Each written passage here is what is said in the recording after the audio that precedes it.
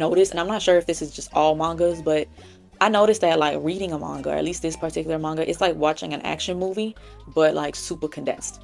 It's just action after action.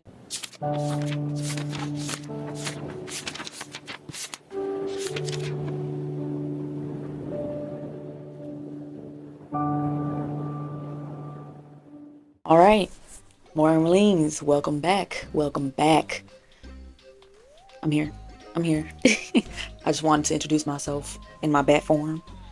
Y'all see the fit? Y'all see the fit? I'm gonna put a video like right here of my girl doing like a fit check for me, so y'all can see like the full costume. Because I feel like when I sit down, it doesn't really it doesn't do it justice. And I feel like the past couple of weeks of videos, like y'all don't really get a whole vibe, of my costume.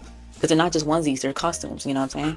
Look at these wings. They deserve their justice. Okay, so enjoy that little video that I just put in here.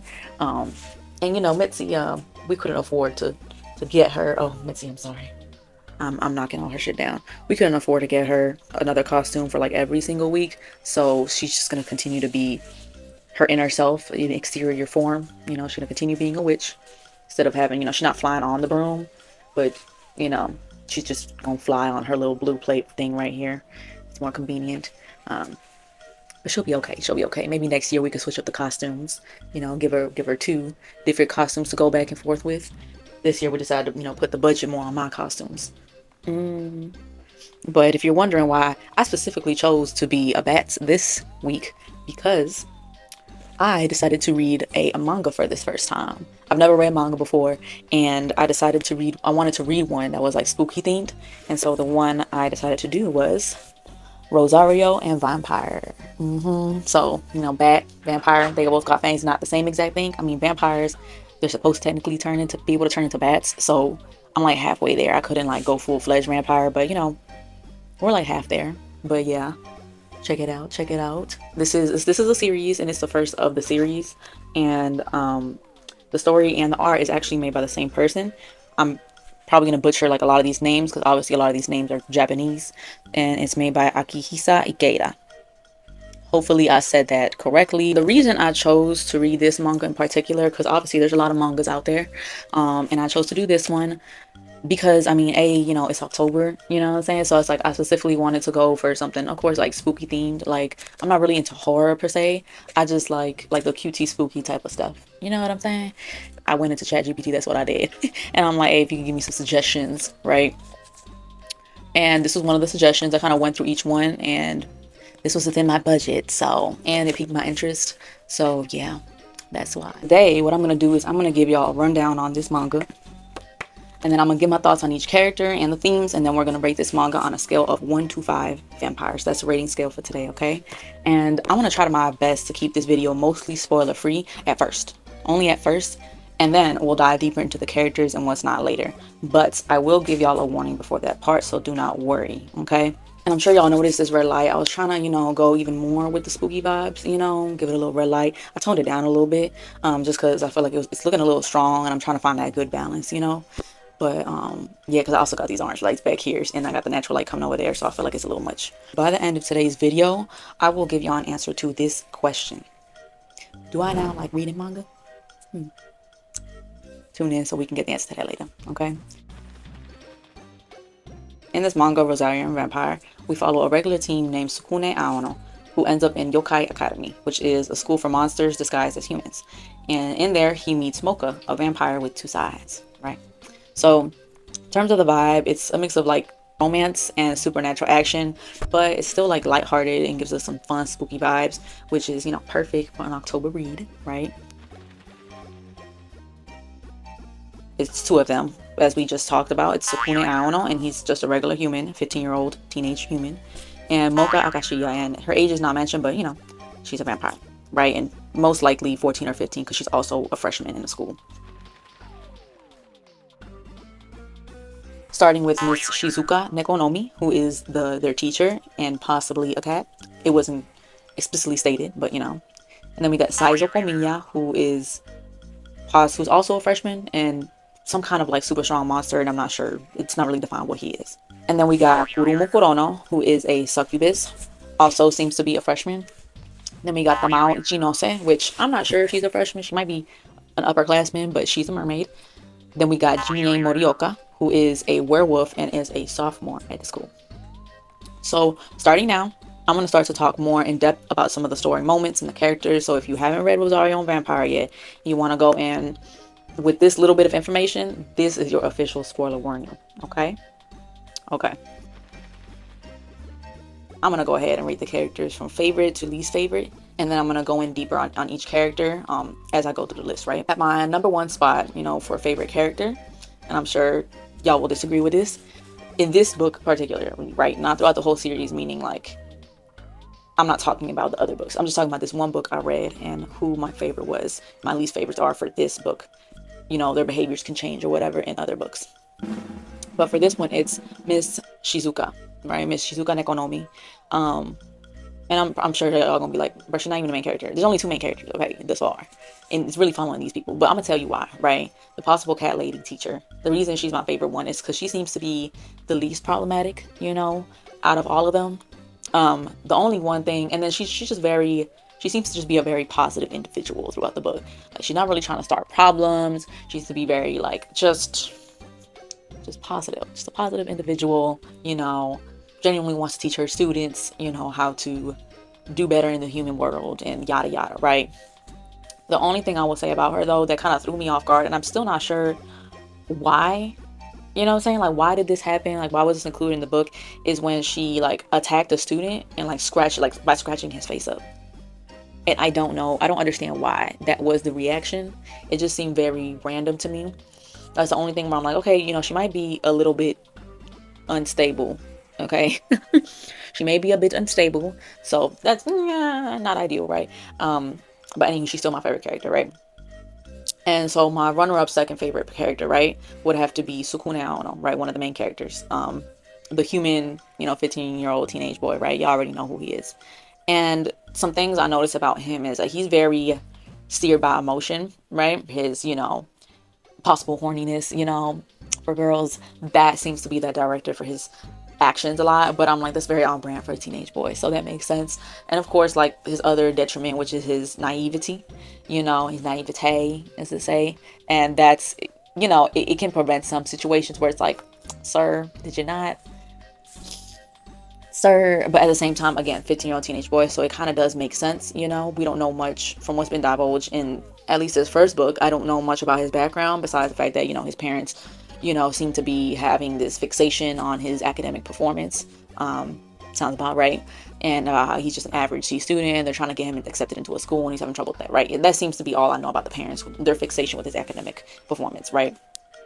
But moving on to number 3, right? Honorable mentions, I guess, but whatever, what I'm trying to say. And that would be Mocha, right? Mocha Akashiya. I'll just refer to them by their first names, honestly. But yeah, Mocha, who we know, is a vampire. Now, the reason she's not one of my top 2 favorites, but I'll still put her on number 3, is because she's, to me, a user. You know what I'm saying? Like, it seems like she's always just using, what's his name, Sukune, for his blood. And it kind of feels like she just doesn't want to admit that. But, like, ever since the jump, that's kind of, like, what it's been. Even if she does think he's, like, attractive, it seems more like it's his blood, that she really wants from him. Why she continues to stay around him, you know what I'm saying? And she also, I will say, has, and this can be both positive and negative, she also has like an alter ego type of situation. She definitely goes like from one side of the spectrum to another. Definitely very much like very opposite energies once her Rosario gets unlocked. But and I don't see that as, obviously her alter ego is a little more cold. So, and even her alter ego is very much like, yeah, I'm just around him because of the blood.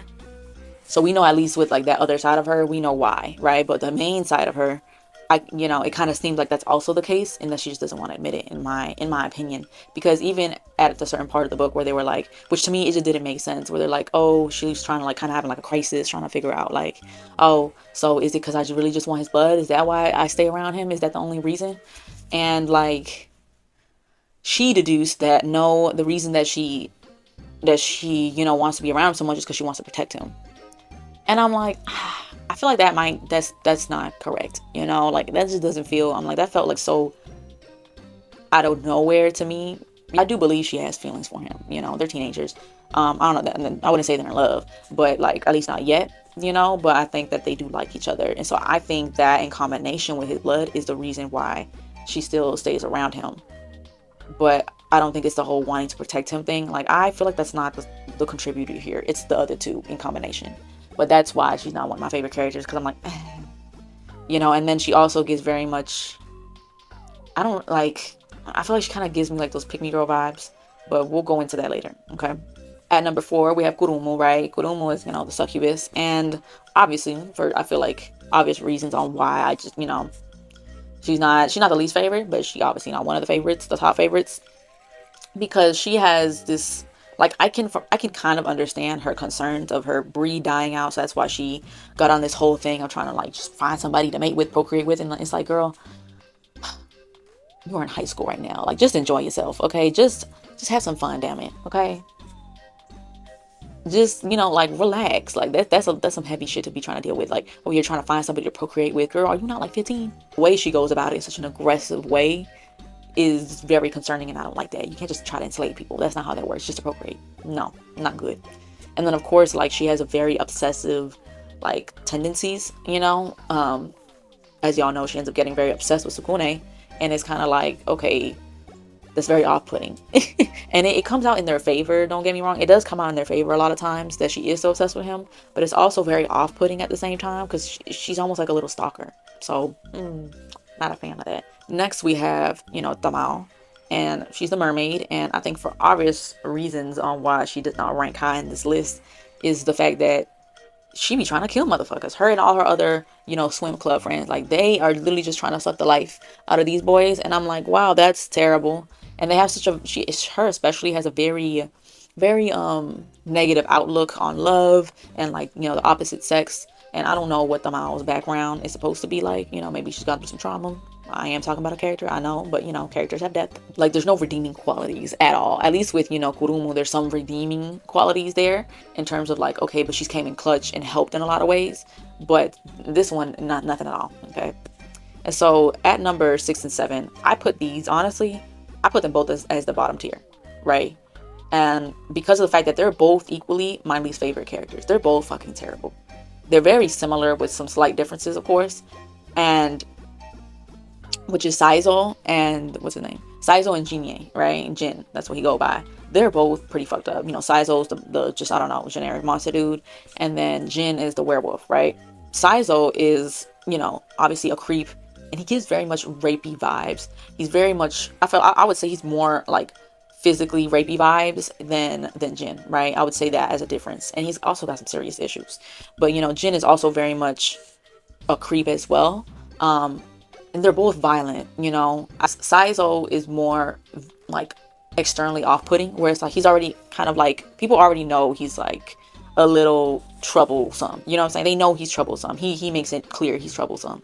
Whereas with Jin, he likes to put on facades in front to make it seem like he's a good guy, versus the other one who doesn't. He just wears his bullshit out on his sleeve, and the other one tries to hide it under his sleeve. That's the difference, the main difference. But they're both equally very off-putting, and I don't like them, and they're my least favorite characters. There we go. I would say the top 3 would be Sukune almost getting enslaved, by the succubi, right? And then Sukune almost being eaten by the mermaids. And then Sukune almost being killed by the werewolf.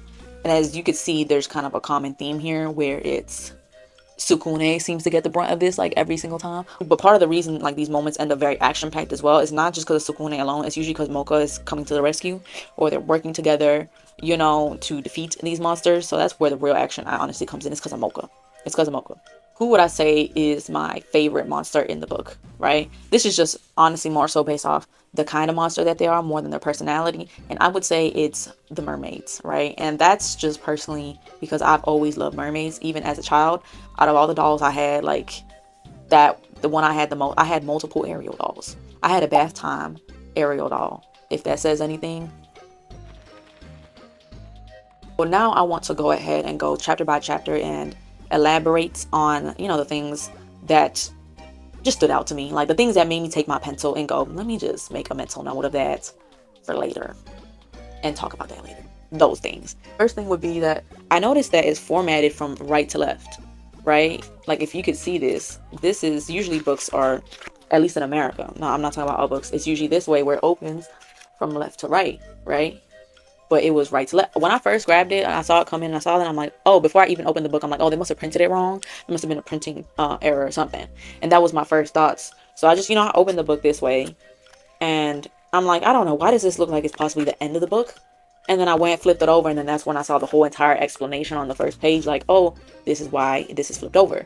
And so not only is the book cover, put from right to left, but everything in the book is meant to be read from right to left. All of the pictures and the little bubbles with the words in them, I was like, oh, that's different. So that definitely like threw me for a loop for a second, because I'm like, oh shit, okay, this is a whole entire different way of reading that I didn't even know existed. So I thought that was interesting. Okay, second thing I want to touch on is when Sukune and Mocha, they bump into each other, and then they both fall on the floor, and then for some reason his hand just so happens to fall onto her thigh, and I'm just like, I feel like that's, who the fuck falls like that? That's what my first thought was. Like, who? Ain't nobody accidentally falling with their hand on somebody's thigh, you know what I'm saying? Let me get into my magical blanket, bookshelf blanket over here. Like, that shit doesn't even happen.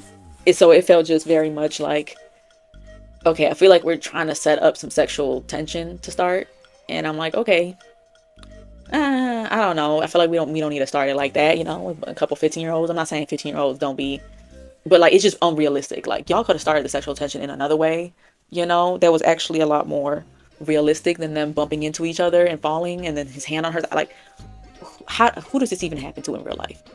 I ain't never heard of some shit like that. Usually you bump into y'all bumping back, like, oh shit, you falling on the floor, your hands hitting the pavement. That's probably what's gonna happen, like, when you think about the way humans react, your first reaction is to try to stop yourself from falling on the ground, so your hands gonna be out trying to get the floor.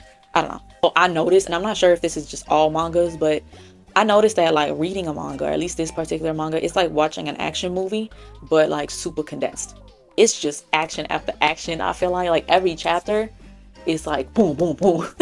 And I guess because they're trying to get it all done in a small, it's in a small book, and they're not trying to drag things out too much. So I kind of do understand, it's just kind of crazy, because I'm just like, bro, how is it that like we're on day one, and then day two, like this is a lot of crazy shit happening every day. Like, goddamn, will this man ever get a break? It definitely makes to keep your attention. Like a lot of the things that like Mocha does and what's not reminds me of those like Pygmy Girl parodies on YouTube. I don't know if y'all watch them, like on the YouTube shorts. I watch a lot of YouTube shorts, and we're like the parodies of like, there's just one girl in particular I watch, and her name is I think it's like It's Missy, or I'm Missy, or something like that, and she does like a lot of parodies of like Pygmy girls of different like cultures and generations and fucking species and shit even, right?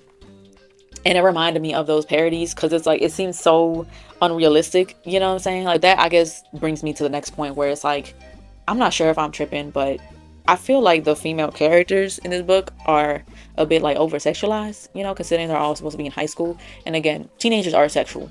That's just, the reality of it. A lot of people be bumping coochies, bumping dicks, bumping dick and coochies, doing all types of things. I don't know if y'all remember, but it's kind of around that puberty age, and when people get their period, and then especially once they get to that high school point, it's a lot, gets more revved up. So it's like, okay, like, I understand, but like, I don't know, they just feel, again, it feels over sexualized, because I'm like, what teenage girl is wearing a mini skirt like that short at school? I know it's a monster school, but it just feels unrealistic for them to be like dressing in certain ways. Like, the dudes seem like they're dressed in regular attire, it seems, and then the girls for some reason always seem like they're in the most like, what looks to me like club attire, and I'm like, this doesn't seem like, I don't know, and I'm like, maybe like I'm looking too deep into it, but I don't know, that's how it was feeling. A logical way of going about their feelings, I feel like that is on brand for the teenage experience.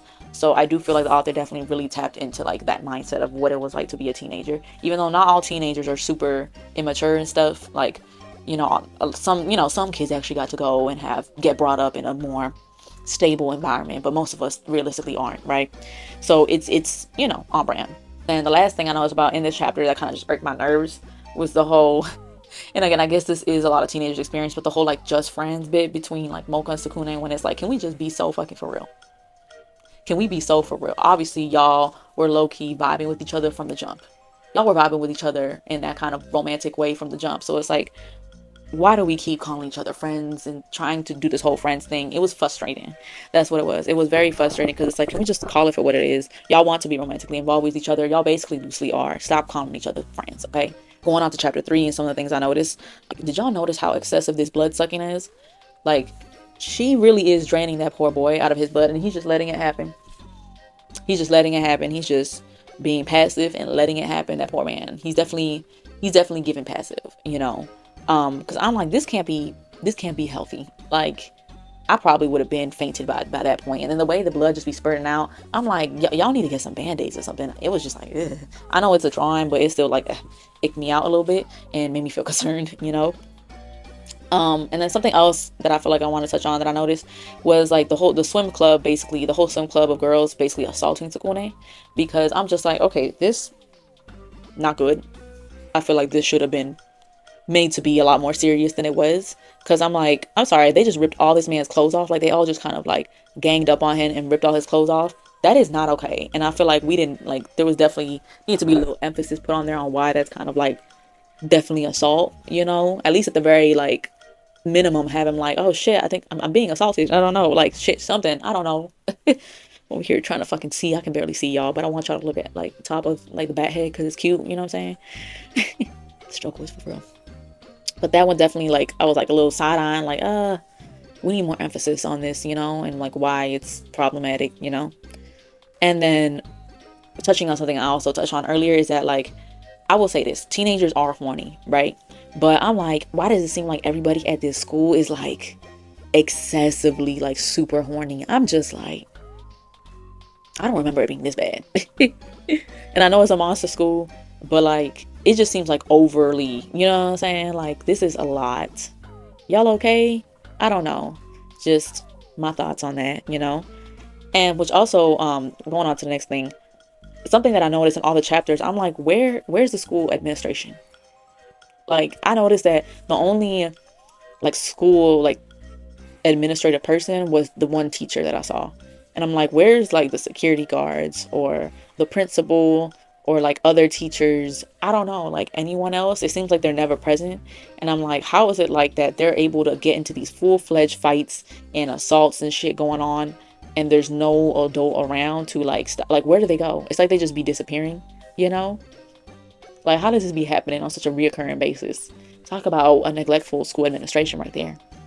Because I'm sure a lot of this could prevent it, but then we wouldn't get the action, would we? And I have a theory, okay? And my theory is that Sukune's human pheromones are the reason why he keeps getting into these attacks. Like, why people keep attacking him and why he keeps getting into these conflicts is because of the human pheromones. Like, he's the only human there, and I feel like low-key, even if other people don't know it, it's like they're monsters, they're not humans, and so they can almost pick up on that scent even if they don't realize it. And that's why it's like they're just like, I want to kill him. I want to enslave him. I want to suck his blood, because like it's almost like a cat with catnip, right? You know what I'm saying? Where it's like they're just attracted to it in good and bad ways. So just a small theory. I want to talk about my quick theory on why Mocha keeps putting up a kurumu, right? Because at this point I think it's been established, by the time we get to this last chapter, that Mocha and Sukune are a bit of an item, and Kurumu knows this and keeps still trying to get with Sukune. And it's like, Mocha girl, I don't know about you, but I know damn well if I was back in high school and some motherfucker kept doing that, somebody gonna get their ass told about, and a bitch was gonna get clocked at a certain point. You know what I'm saying? Like, especially to the extent that Kurumu goes, I definitely would have a bitch. You know what I'm saying? And I'm like, why is it that Mocha keeps putting up with this, especially since she's stronger, right?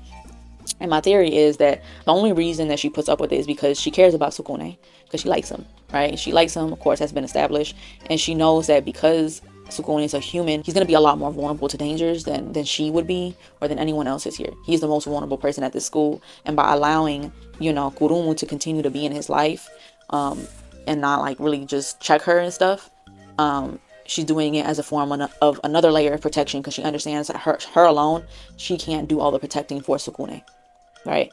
So that's almost like a form of backup, even if she doesn't like her constantly getting at her dude, okay? It's definitely, that's my theory, that she does it because she's like, okay, he needs more protection, it can't just be me. So I don't know, let me know if that's your theory too. I haven't read the other books, so it's just this book. So it seems like perversion is just taken very lightly, and I don't know if this is just a manga thing. I feel like this is just a worldwide thing anyways, like in human life. But I'm like, there's a lot of like perverted and just not sexually good things that are going on, like with like Saizo over here, who's just like dead ass just getting rapey vibes. Like, honestly, if he could have, he probably would have, raped Mocha. He would have. feel like the way that the book kind of tackles it, like it's not like they're fully for it and stuff, because obviously, you know, like they have her fighting back and Sukune coming in, and you know what I'm saying, like nah. And they even have a little section towards the end where it's like Jin gets exposed for being a pervert in the school newspaper, so obviously it's not like being glorified, but at the same time, like it's, I feel like it's almost talked about in a way where it's just like a bad quirk more than like a crazy serious thing, you know. And I kind of feel like that is how it's kind of viewed, at least when I think about, you know, high school and stuff, where it's like people, you know, but that's kind of a society thing where it's like certain things aren't taken as seriously, you know, especially when people are teenagers, you know. I feel like teenagers, when they do certain like, alerting behaviors, that it doesn't get taken as seriously, especially like, you know, if we're talking about boys in particular, because they're teenagers. But then it's like, okay, if they don't get taken seriously now, it's just going to divulge into something worse later on when they're adults, you know. That's kind of how, you know, what I was thinking about. And I'm like, maybe, you know, it's not the author trying to continue on that mindset, but maybe it's him just trying to illustrate what the mindset is just like in high school. So I don't know, I'm a little on the line about the way he went about, you know, handling that topic. About the book is like little monster facts that the author puts in there, and I'll probably put a little thing on the screen of an example. I like those little like additions, those little extras. I think it's cute, and just like, you know, it's the fact about whatever monster is being talked about, just to keep us on the page, just in case someone doesn't know, you know, what this monster is. It's a great way to keep them in the know, in the loop, and I think it's very cute with the little drawing next to it. So great addition. And another thing I want to touch on is just the drawing style that I noticed. Like I put a picture probably here, you know, when I look at pages like page 63 and page 86, how the drawings, they cross over into like the other boxes sometimes, but they do it in such a way where I find it looks cool, you know, where it's like you'll have this huge drawing that goes into more than one box, but it doesn't look out of place, it doesn't look weird, it looks like it fits just right in. And I'll say, like, I myself, I used to draw, and I don't know if I have a picture. If I do, I'll have it, I'll put it on the screen. And one time, one of our assignments is that the teacher, she just had a bunch of random comic book pages like in the middle of a table. She's like, everyone pick one out and you have to draw it exactly like how it's pictured.